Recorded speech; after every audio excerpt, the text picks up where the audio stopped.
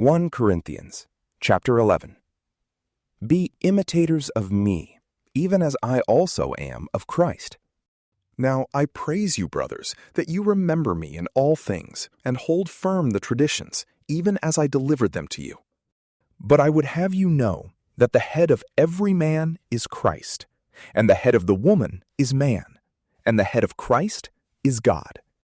Every man praying or prophesying, having his head covered, dishonors his head.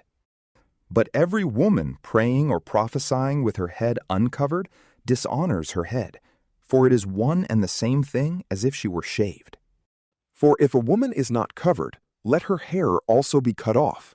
But if it is shameful for a woman to have her hair cut off or be shaved, let her be covered. For a man indeed ought not to have his head covered, because he is the image and glory of God. But the woman is the glory of the man. For man is not from woman, but woman from man. For man wasn't created for the woman, but woman for the man. For this cause the woman ought to have authority over her own head, because of the angels. Nevertheless, neither is the woman independent of the man, nor the man independent of the woman in the Lord. For as woman came from man, so a man also comes through a woman, but all things are from God. Judge for yourselves. Is it appropriate that a woman pray to God unveiled? Doesn't even nature itself teach you that if a man has long hair, it is a dishonor to him? But if a woman has long hair, it is a glory to her, for her hair is given to her for a covering. But if any man seems to be contentious, we have no such custom, neither do God's assemblies.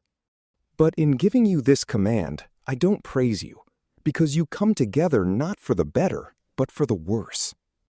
For first of all, when you come together in the assembly, I hear that divisions exist among you, and I partly believe it.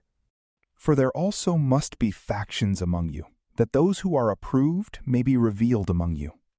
When therefore you assemble yourselves together, it is not the Lord's Supper that you eat. For in your eating, each one takes his own supper first.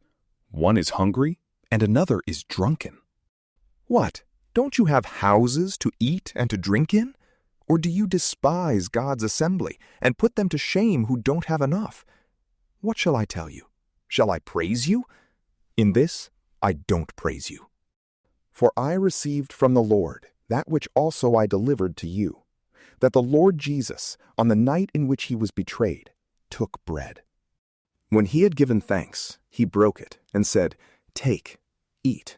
This is my body, which is broken for you. Do this in memory of me."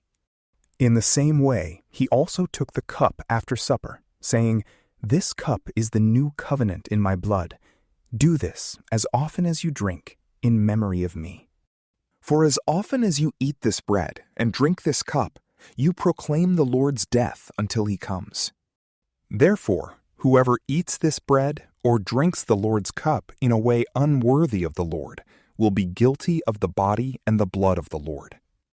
But let a man examine himself, and so let him eat of the bread and drink of the cup. For he who eats and drinks in an unworthy way eats and drinks judgment to himself if he doesn't discern the Lord's body. For this cause many among you are weak and sickly, and not a few sleep. For if we discerned ourselves, we wouldn't be judged. But when we are judged, we are disciplined by the Lord, that we may not be condemned with the world. Therefore, my brothers, when you come together to eat, wait for one another. But if anyone is hungry, let him eat at home, lest your coming together be for judgment. The rest I will set in order whenever I come. From PrayLamp. Peace be with you.